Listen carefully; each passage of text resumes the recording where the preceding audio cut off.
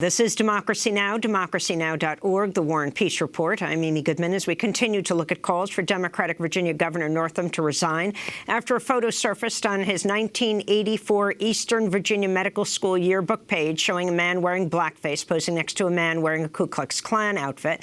Northam apologized for the photo Friday, but then walked back his statement Saturday during a news conference, claiming neither of the men in the photo were him, although he did admit to using blackface to portray Michael Jackson at a dance contest. In Durham, North Carolina, we're joined by Reverend Kevin Chandler, president of the Virginia State Conference of the NAACP. The NAACP early on came out for the resignation of Governor Northam on Friday, first day of African American History Month, when the picture first emerged, and when at the time, Reverend Chandler, Governor Northam admitted the picture, said, you know, this was a picture of him, not clear which one it was, the KKK guy or the guy in blackface.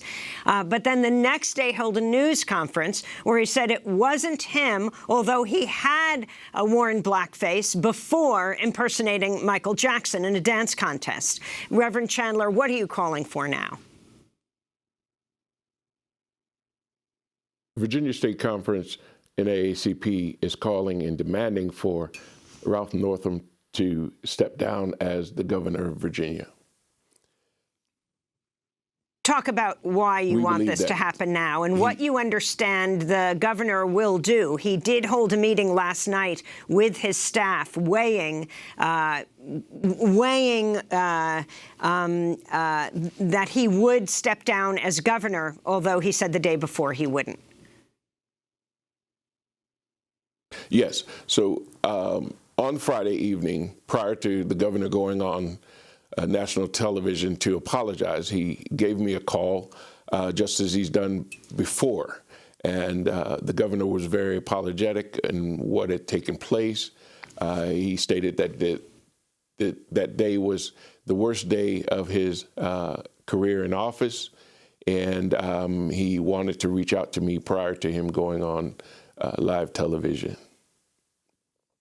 And so what did he say to you, and what did you say to him?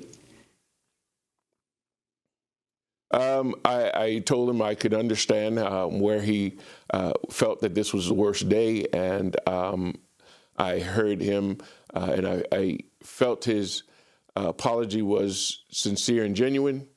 And so on Saturday morning, when I heard of the press conference, the Virginia State Conference NAACP Executive Committee was actually in session. We were having our quarterly meeting, and we were expecting the governor to resign at that time.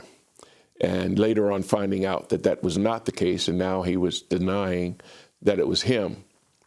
And so his apology in some ways was invalid when he called me on Friday, because his apology, once again, as I said, it was once before I received a call from the governor, and he apologized of him just recently in Halloween, some 3 months ago, dressing up as a former governor and slave owner.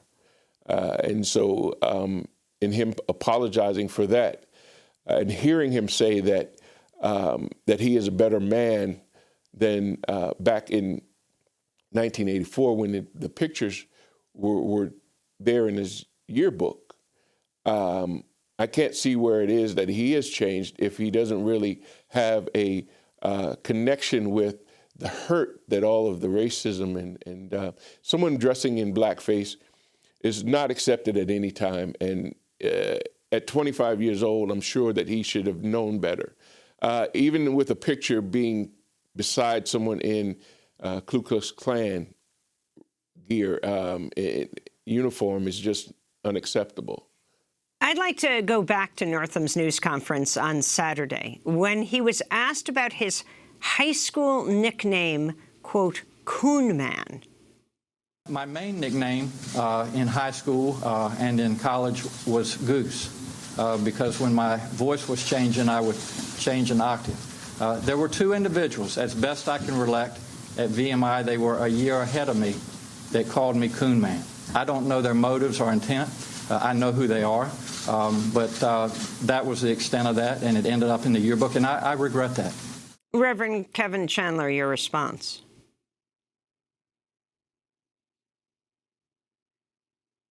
I understand him being regretful of that, but in saying that he doesn't know why they called him that, and also to have that being printed in material under his picture, I don't think I would have anything such as that if I did not understand what it meant. So he doesn't know why he was called that. He doesn't remember, to the best of his ability, the photograph, which is why he said, and if you could explain, on Friday, he thought the photograph was of him, not clear if the man in blackface or the Ku Klux Klan regalia. And the next day he said, no, he's pretty sure it's not him, though he does remember this time of dancing as Michael Jackson. And amazingly, when someone asked him to do the moonwalk, he looked like he was finding some space for it until his wife behind him said, that's inappropriate. Yes, and I was so glad that he did not do that because, again, he in some way does not connect with the hurt and the racism and how it affects the citizens of Virginia. And so in him saying he does not see how this is offensive, even in dressing up as Michael Jackson and putting on a little bit of shoe polish, in blackface, blackface is blackface. And again, it should not be accepted, condoned at any time. Finally, this is the 400th anniversary, Reverend Kevin Chandler, of enslaved Africans being first brought to Jamestown. Can you talk about the significance of this for Virginia and what it would mean if the Lieutenant Governor, Justin Fairfax, becomes governor, the only black governor in the country? It is a time of Virginia getting past the hurtful history in which it has, and when we deal with this racism, whether it be Charlottesville, whether it be photos in the yearbook, whether it be EMT worker in Patrick County, it cannot happen, and we as citizens in 2019 should be beyond this thing of racism. Although Virginia has a history, we cannot deny that history, but we don't need to continue to relive that. And so Lieutenant Governor Justin Fairfax spoke volumes in where it was. He sat out. He was there by himself, and just seeing that picture of him sitting there by himself. The Virginia State Conference, as he becomes the governor, we will stand beside him in the efforts of moving Virginia forward and healing. And so the main focus should be healing.